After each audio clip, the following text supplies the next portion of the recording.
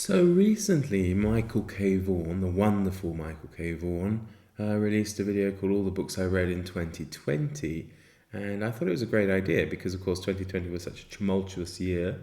And maybe many people had their reading interrupted, or maybe many people read much more than they ever thought they would read, depending on the amount of time they had on their hands during, of course, the course of the pandemic. And it got me thinking, how many books did I read? Luckily, I have it all on Goodreads, so I could go through and see all those books that I read. And the question is, of course, did I read more or less than Michael K. Vaughan? Hello, everybody. Welcome to and welcome back to my channel, Book Time with Elvis, with me, Mark. So, of course, we would start off the year pretty much unaware about how the year is going to unfold. And the first book I read in the year 2020 was Mutiny on the Bounty, a saga of sex, sedition, mayhem, and mutiny, and survival against extraordinary odds by Peter Fitzsimmons. And it was, as I remember, if I remember, a pretty darn good book. I think most of these are between 4 and 5 stars, probably mostly 5 stars because, I have certain issues with the number 4, as it were. But yeah, it was a dramatic retelling, factual retelling, non-fiction rather, of the famous Mutiny on the Bounty and the fight for survival that followed, especially for Captain William Bligh and the loyalists, as they had to traipse all the way from near Tahiti all the way across the Pacific to I think what is now East Timor, maybe.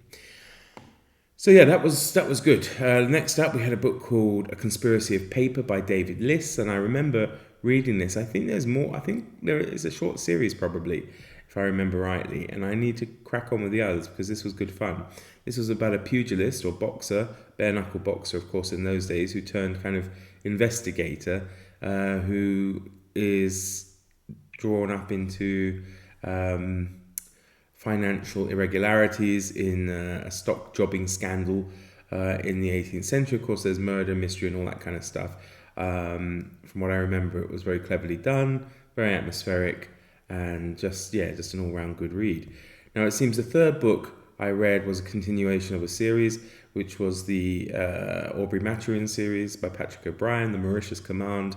This time, Captain Lucky Jack Aubrey is tasked with leading a campaign to take the French-held Indian Ocean island, of course, of Mauritius, and I think Reunion as well, but I can't remember now. Being an Aubrey Maturin book, of course, it was wonderful. Next up, we had The Shadow of the Wind by Carlos Ruiz Zafón, which was, I think it's also a series, but I've only read this one, and I really enjoyed it. It was extremely, let's say lush, literary, full of mystery. It followed a boy's quest to uncover the fate of a particular author, which kind of spirals into danger and obsession. Next up, we had The Flanders Panel by Arturo Pérez Reverte. This one follows, again, I really like this kind of mystery, kind of hidden message mystery. This time the message is hidden in a Renaissance painting. It leads, of course, to murder in modern Madrid.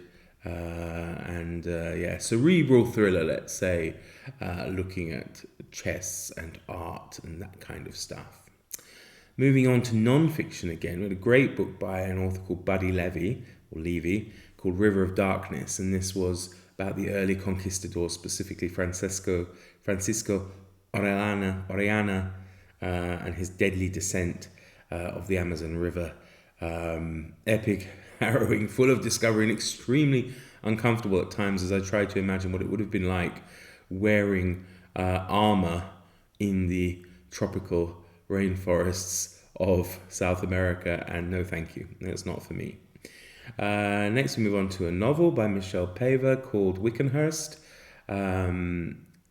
This follows, I think, like a lonely girl who unlocks secrets in this kind of moated manner, and again it's very haunting. There's a bit of folklore and stuff in it, of course. Let's say it's quite gothic, with certain psychological issues in it as well, but it was good. Not my normal reading, but I enjoyed it, from what I remember. No, moving on, we had an old favourite in Alexander McCall Smith, and it was, I think, the fourth installment or third installment of the von Eaglefeld misadventures, called At the Villa of Reduced Circumstances. For those who watch this channel regularly, you probably heard me talk about them and how much I enjoy them. I recently received for my birthday a set of them, which is fantastic. They're just great fun, very dry and absurd humour. And if you're feeling down, well, when I'm feeling down rather, or in a rut, they're guaranteed to pick me up and move me on. So, yeah. Next up, we have The English Monster by Lloyd Shepherd. This is following a murder, a very gruesome murder that takes place in London in 1811. And there is some kind of time shifting and all that kind of stuff. It's got certain vibes to it, again, in the whole gothic and macabre vein. And it was, if I remember rightly, a very atmospheric book. More modern one, in terms of setting at least, I read Harlan Coben's Tell No One, which follows a man who gets an email after his wife is murdered suggesting that she's still alive, full of twists and high-stakes suspense. There we go. So, another murder one, this time by Robert Wilson, A Small Death in Lisbon. This follows where a modern murder connects to dark wartime secrets in the Nazi era, but in Portugal. Okay, Portugal was not, Portugal was technically neutral in the Second World War, but there were still various intrigues among the different warring factions in the rest of Europe going on, and that's kind of how it connects. It was, it was very, again, full of suspense, some good twists, and very stylishly done. We carry on with Patrick O'Brien in our next one, which was Desolation Island. This time our heroes face storms, plague and pursuit through the southern oceans. And again, a fine example of O'Brien's wonderful habit of turning out amazing naval fiction. So, moving this time on to non-fiction again, we had a biography called SOEs Mastermind. It's a biography of Colin Gubbins, who was the mastermind of Britain's World War II sabotage efforts against the enemy. An amazing life from an amazing man, so it was well worth reading. I've got to be fairly brief with these though, because there's quite a few in here. Still, you don't know if it's going to be more or less than Michael. More non-fiction. This time France, A History from Gaul to De Gaulle by John Julius Norwich, a real favourite of mine when it comes to historical writing. This was again really well done. Of course, Norwich has intimate links to France through the work his father Duff Cooper did and things like that. So again, sweeping one-volume history of France, but told fantastically with his usual wit and great powers of writing. So, it's not one of these to be put off by thinking it's some kind of academic tome. It's just very, very well done. Then I believe I continued a series I must have started back in 2019 about the Wars of the Roses by Con Iggulden. The book, I think, is the third book in that series. I could be wrong. I didn't look it up. So it's either the third or fourth book, or second or third, we'll see, called Bloodline. In this book, we see King Edward IV kind of consolidate his reign, but of course, the House of York he is the House of York, but the House of Lancaster is not going to just disappear quietly, I suppose. But there's still deadly rivals, and there's political machinations aplenty, as well as deadly ambition. That's followed by Ravenspur, also by Con Iggulden. Ravenspur, the Rise of the Tudors. This sees finally the bloody end to the Wars of the Roses, culminating with Battle of Bosworth and the Tudors seizing power. Of course, Henry Tudor, Henry VII. Fast-paced as usual with these ones. They were great. It was a great series. anyone who wants to know anything about the Wars of the Roses can certainly learn a lot through this, even though, of course, it is historical fiction. The main events and things are, of course, very much rooted in fact. So then I moved on and I read, by the looks of it, back to back, 3 books by Bernard Cornwell. They are, I think, in the same series. Yeah. First one being Harlequin, next being Vagabond, and the third being Heretic. These follow an archer named Thomas of Hookton, and sees him taking part in the 100 Years' War, but then also kind of devolves into a Grail quest series with the background of the 100 Years' War. So yeah, they were great fun as well. So we can skip through those. Remember, those count as 3, right?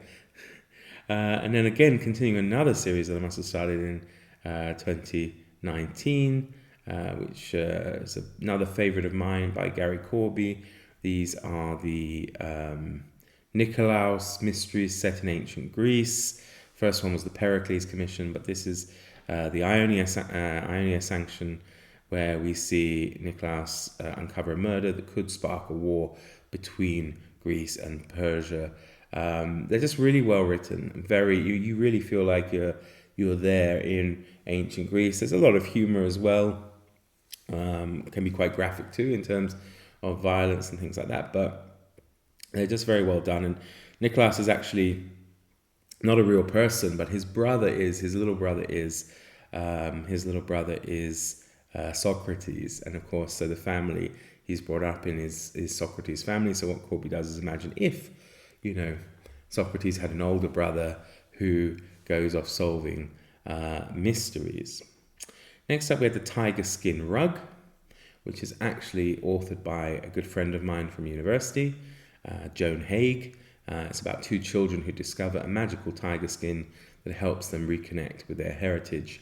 Very gentle, magical, full of heartfelt sentiments and that kind of thing. So do check it out if you like books for young people. I read it because obviously Joan is a friend of mine, but also during COVID, before I started doing YouTube, I had a podcast and I interviewed her for that. So of course I had to read it. So going back to Gary Colby in the next book, this time Sacred Games, which looks at a death during the ancient Greek Olympics and uncovers an entire conspiracy, of course. Also well-paced, intelligent, historical mystery fiction. That's again followed by another Gary Corby called The Marathon Conspiracy, where a body is discovered at the place of Marathon, and there's some dangerous political secrets there too. And another Gary Corby, which was Death Ex Machina, which is a haunting murder that takes place during Great Dionysia, which is a big kind of theatre festival that took place in ancient Greece, in ancient Athens. Again, wonderfully written and extremely interesting. We move into 3 books again. I'll group them together just for time. All 3 by Philip McCutcheon. They're very short books following the adventures of James Ogilvy as he kind of rises through the ranks of the British Army in India towards the close of the 19th century, and all the things he has to do on kind of the northwest frontier and issues with Britain's involvement in the Great Game in Afghanistan. The series then will later move through different wars and different locations. I think eventually by book 5 or 6 we're in the Boer War.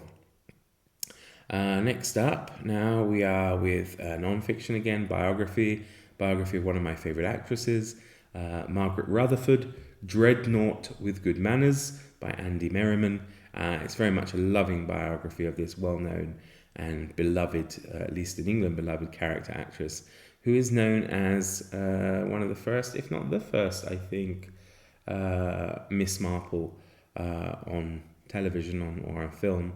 Her Miss Marple portrayal is less serious than the others. The films are quite kind of done as quirky comedies, really. But she's just very funny, very remarkable woman, and it was a very moving and of course, in many ways sad biography, because she does unfortunately descend into dementia and Alzheimer's towards the end. And yeah, it was very moving, but I really, really enjoyed it. In keeping with the film actress theme, we move into our next book, which was Betty and Joan, The Divine Feud by Sean Considine, which of course looks at Bette Davis and Joan Crawford and their rivalry, sometimes explosive rivalry, fierce rivalry between those two great divas. It's very salacious, full of drama, and extremely entertaining. I think 2019 saw, 2020. I think 2020 saw the entry of the first Poirot book into the public domain, and it was The Mysterious Affair Styles by Agatha Christie, and I read it then. So it's Poirot's first case, looking at a murder in Country Manor. Very classic whodunit with a good twist and very enjoyable. Going through, I've got another non-fiction biography, this time of documentary filmmaker Louis Thuru. He is the son of Paul Thuru, the great travel writer, and cousin of Marcel Thuru, one-time husband of Jennifer Aniston, if I remember rightly, at least maybe not husband, but boyfriend, I can't remember. Not up on modern celebrity gossip anyway. This time, in this book, of course, Thuru reflects on his career of very strange interviews, and it's, if you don't know him, if you have access to the BBC, you can check out some of his things. He did a series of weird weekends in kind of American subculture and things like that. So yeah, very entertaining, candid, self-deprecating, and funny. Next up, we have The Whisper Man by Alex North. Again, not really my thing, possibly, but I gave it a go. This follows a grieving father and son who find themselves kind of haunted by an old serial killer case that went on. From what I remember, it was fairly moving, very atmospheric, and quite eerie and scary. Next up, we have another batch of 3. I must go into these series as 3, and again, I need to read more of these. And this is the Peeka series by Sam Eastland, and the 3 books were Eye of the Red Tsar, Shadow Pass, and Archive 17. And Peeka used to work for the Tsar in his secret police, the Okhrana, was it? And then he ends up also working for Stalin. So he does some special investigative work. And so each story is different, but of course each one's kind of a mystery, and I believe there are some links still throughout them, but they were very, very good. And next up, I can lump these 2 together as well. This is the first 2 books in a series by John Lawton, following Inspector Troy. I think the first one, Blackout, starts during the Blitz, where there are a series of disturbing murders, serial killings, that kind of stuff. And then it moves through to post-war. Next book, Old Flames, is set in the 50s after the death of Stalin and Khrushchev. It's about Khrushchev's visit to London and some strange espionage stuff going on there. Speaking of espionage, we move into the Trinity 6 by Charles Cumming. This is when a modern academic stumbles upon the secrets of a possible 6th Cambridge spy. Now, if that means nothing to you, there was the Cambridge 5, which was a spy ring that included 5 people who were tied into the establishment. Of course, most famous probably being Kim Philby, who rose very high within British intelligence, but was all the time a Soviet mole. So there were 5 of them. I can't remember. I know it was Burgess and McLean, of course. Philby, George, somebody, and Sir Anthony Blunt were the 5, but this raises the idea that there could have been 6. Kind of sticking somehow with Russia, I guess. Move into a book called Motherland, which I think is the first in a series. It was the only book out at the time I read it, I think. And this is about a tough female cop in modern day Russia who has to deal with corruption and cruelty based around what's going on there. But it was very, very good actually, and I need to look in to see how many other books have been published since. Then, continuing another series, I moved on with David Wishart's Marcus Corvinus series, this time with Gmanus, and these are just great fun. I really recommend them. Just like the Gary Corby books that are set in ancient Greece, these are set in ancient Rome, and he's just kind of like an amateur detective. He's a Roman aristocrat, but he gets drawn into all sorts of things and having to kind of investigate them, but they're great fun. Next, we have 3 John le Carrés: Call for the Dead, Murder of Quality, The Spy Who Came In From the Cold. Call for the Dead follows what happens when a civil servant dies after an interview with George Smiley. It's the first George Smiley book. And of course, a deeper plot kind of unravels around what's going on there. Next is A Murder of Quality. In this, Smiley steps out of espionage role for a second and more into the detective mode as he looks into a suspicious death at a British public school. So it's a murder mystery laced with, social observation and George Smiley's quiet menace, let's say. And another book in the Smiley series, so to speak, even though he's present throughout the entire novel, but only physically present, I think, on like 1 or 2 pages, is The Spy Who Came in From the Cold, which looks at disillusioned British agent Alec Gmanus as he agrees to one last assignment, but of course it spirals into betrayal and not a happy ending, let's say, but it's very gritty, it's morally complex, and just an amazing example of espionage fiction. Finally, we've got last 3 to go. I don't know if you've been counting, but we go through with another David Wishart following Marcus Corvinus. So I've said enough about those, really. This was Sejanus, and this looks at the murder and death and and its very close connections to the ruling imperial family. So the penultimate book is actually The Looking Glass War by John le Carré again, where we follow a second-rate intelligence department as it attempts to revive its relevance with another kind of doomed mission, similar, I suppose, to The Spy Who Came In From the Cold. But it's good, very well done, and very enjoyable in true le Carré style. And to finish off the year of 2020 is another John le Carré, and one of my favourites. And this, of course, is Tinker Tailor Soldier Spy, where we see George Smiley again come out of retirement to root out a Soviet mole, Gerald, embedded in British intelligence. Masterfully done, masterfully plotted, and a cerebral Cold War thriller that, of course, is a book in the wider Smiley series, but the first book in the so-called Carla trilogy, and it's fantastic and well done. So there we have it. Those are all the books that I read in 2020. So was it more or less than Michael? It was actually more than Michael. He did 43, I managed 46.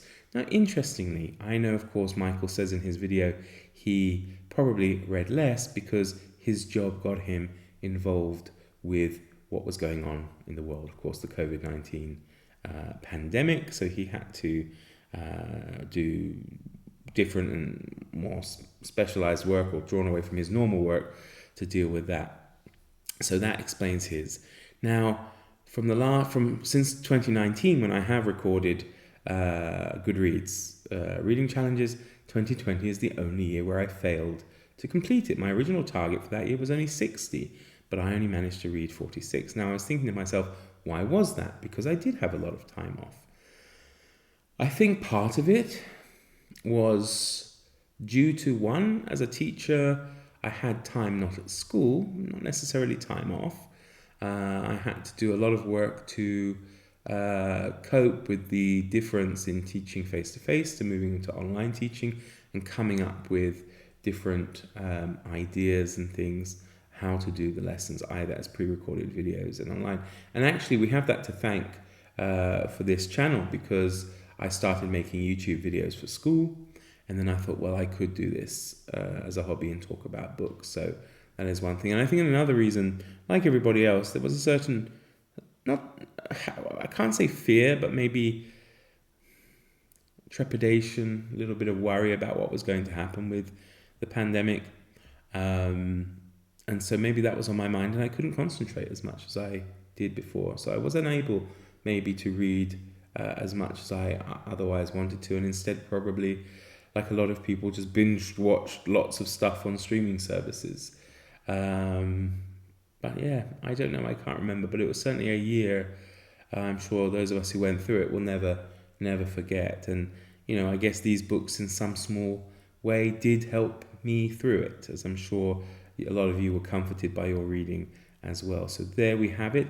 Thank you again to Michael K. Vaughan for making that great video and giving me the inspiration to do my own version. So there we have it. Thanks very much, everybody. All the best. Do take care. Bye bye.